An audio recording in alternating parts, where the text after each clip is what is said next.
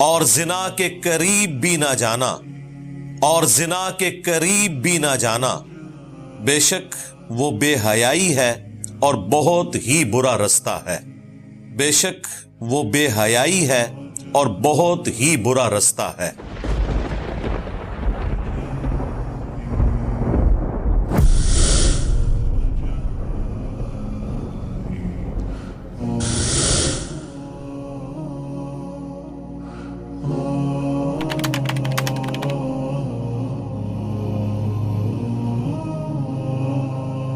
وَلَا تَقْرَبُوا الزِّنَا، اور زنا کے قریب بھی نہ جانا، إِنَّهُ كَانَ فَاحِشَةً وَسَاءَ سَبِيلًا، بے شک وہ بے حیائی ہے اور بہت ہی برا رستہ ہے۔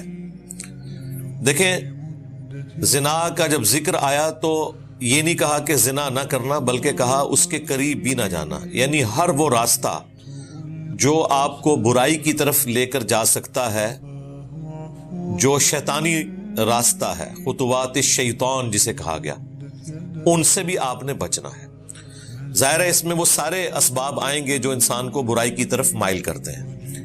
اسی لیے سورۃ النور میں اللہ تعالیٰ نے نبی صلی اللہ علیہ وآلہ وسلم کی مبارک زبان سے کہلوایا کہ اے نبی، مؤمن مردوں کو حکم دو کہ اپنی نگاہوں کو نیچا رکھیں، اور پھر اسی آیت میں آگے چل کر آیا کہ مؤمنہ عورتوں سے بھی فرماؤ کہ وہ بھی اپنی نگاہوں کو نیچا رکھیں، یعنی نگاہ کو نیچا رکھنا ہے، بد نگاہی سے بھی بچنا ہے۔ بدکاری تو بہت بڑی چیز ہے، لیکن اس تک پہنچنے کا راستہ بد نگاہی ہی ہے۔ اس ماڈرن دور میں جس طریقے سے بے حیائی کا فتنہ سامنے آیا ہے ویڈیوز کی شکل میں، یہ اتنی بڑی آزمائش ہے جو پہلے کبھی امت پہ نہیں آئی۔ صحابہ کرام، تابعین، تبع تابعین کے زمانے میں اس اعتبار سے برائی کرنے کے اتنے مواقع اویلیبل نہیں تھے جو آج سوشل میڈیا کی وجہ سے، اسمارٹ فونز کی وجہ سے ویڈیو کا فتنہ عام ہوا ہے، ایک عام بندے تک اویلیبل ہے۔ اس اعتبار سے یہ بہت بڑی آزمائش ہے، اور اس آزمائش سے بچنے کا طریقہ یہ ہے کہ آپ نے برائی کی طرف نگاہ بھی اٹھا کر نہیں دیکھنا۔ صحیح مسلم میں حدیث ہے، اللہ کے نبی علیہ السلام سے اچانک اٹھ جانے والی نگاہ کے بارے میں پوچھا گیا تو فرمایا کہ مجھے میرے رب نے حکم دیا ہے کہ میں فوراً نگاہ کو ہٹا لوں۔ اسی سے وہ کنسیپٹ آیا کہ پہلی نظر معاف ہے۔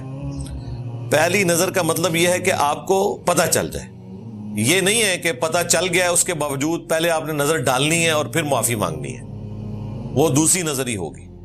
اچانک نظر کا ذکر ہے اس میں، اٹھ جانے والی نظر، اس کے بارے میں حکم یہ ہے کہ میں اس نظر کو ہٹا لوں۔ پھر صحیح مسلم میں ایک اور حدیث ہے، نبی علیہ السلام کے سامنے سے کچھ عورتیں گزر رہی تھیں، اچانک آپ کی نگاہ پڑی، آپ اپنے گھر میں تشریف لے گئے، اپنی بیوی کے ساتھ ازدواجی تعلق قائم کیا، اور پھر صحابہ میں واپس آ کے فرمایا کہ اگر کسی کی نظر کسی نامحرم پر پڑے اور وہ اسے بھلی معلوم ہو تو اسے چاہیے اپنی بیوی کے پاس جائے، اس کے پاس بھی وہی چیز ہے جو اس عورت کے پاس، اور یوں اللہ تعالیٰ تمہارے دل سے اس عورت کا خیال نکال دے گا۔ یہ ایک ذریعہ نبی علیہ السلام نے بتایا بے حیائی سے بچنے کا۔ بخاری اور مسلم دونوں میں حدیث ہے کہ تم میں سے جس میں استطاعت ہے وہ نکاح کرے، بے شک نکاح کرنا نگاہوں کی حفاظت کا اور تمہاری شرمگاہ کی حفاظت کا ذریعہ ہے، اور جو نکاح کی استطاعت نہ رکھتا ہو اسے چاہیے کہ وہ روزے رکھے، اس کے ذریعے اپنی شہوت کو ٹھنڈا کرے۔ یعنی نگاہ کا ذکر ہر جگہ موجود ہے، بیسیکلی یہ وہ راستہ ہے۔ یہاں پر بھی جو آیا زنا کے قریب بھی نہ جانا، تو ہر وہ راستہ آپ نے چھوڑنا ہے جو آپ کو برائی کی طرف لے جاتا ہے۔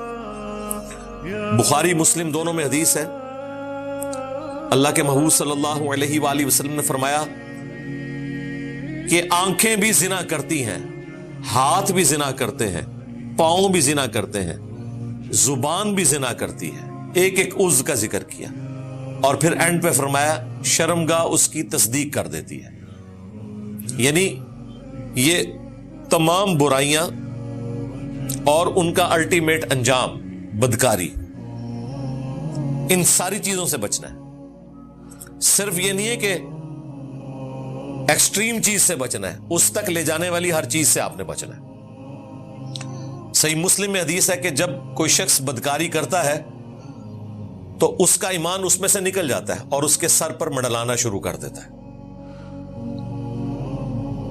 اور جب وہ اس کام سے فارغ ہوتا ہے پھر اس کا ایمان اس میں واپس آتا ہے. لیکن وہ کس حالت میں آتا ہے؟ جب وہ توبہ کرتا ہے، اللہ کی طرف رجوع لاتا ہے. وہ اللہ کا وعدہ ہے سورۃ الفرقان کی آیت نمبر 68, 69 اور 70. ان 3 آیات میں اللہ تعالیٰ نے 3 سب سے بڑے گناہ گنوائے. نمبر 1 شرک، نمبر 2 قتل ناحق.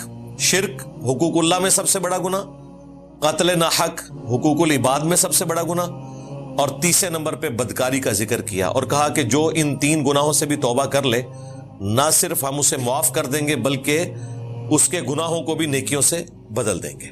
اللہ اکبر کبیرا والحمد للہ کثیرا وسبحان اللہ بکرۃ واصیلا. لیکن ہر گناہ سے توبہ کا طریقہ الگ ہے. قتل ناحق کی توبہ صرف توبہ کرنے سے نہیں ہوگی، بلکہ جو اللہ کا حق ہے سورۃ النساء میں آیا وہ آپ نے دینا ہے. ایک غلام آزاد کرنا ہے، یا 60 مسلسل روزے رکھنے ہیں، اور بلڈ منی بھی دینا ہے ورثاء کو. اور اگر وہ قتل جان بوجھ کے کیا ہے تو پھر قصاص والا معاملہ بھی ہے. اسی طریقے سے چوری کی سزا ہے، وہ سزا کاٹنے کے بعد ہی وہ گناہ معاف ہوگا. اسی طریقے سے بدکاری والا کیس بھی ہے کہ اگر بدکاری پبلکلی رپورٹ ہو جائے گی تو پھر صرف توبہ کافی نہیں ہے. اگر وہ غیر شادی شدہ ہے تو 100 کوڑے لگائے جائیں گے، ادروائز شادی شدہ کے لیے سنسار کی سزا ہے. ہاں اگر یہ پبلکلی چیز رپورٹ نہ ہو، چھپ چھپا کے ہو، تو پھر توبہ کر لینا کافی ہے. بدکاری کرنے والی عورت اور بدکاری کرنے والا مرد جب ان کی بدکاری ثابت ہو جائے تو دونوں میں سے ہر ایک کو 100 درے مارو.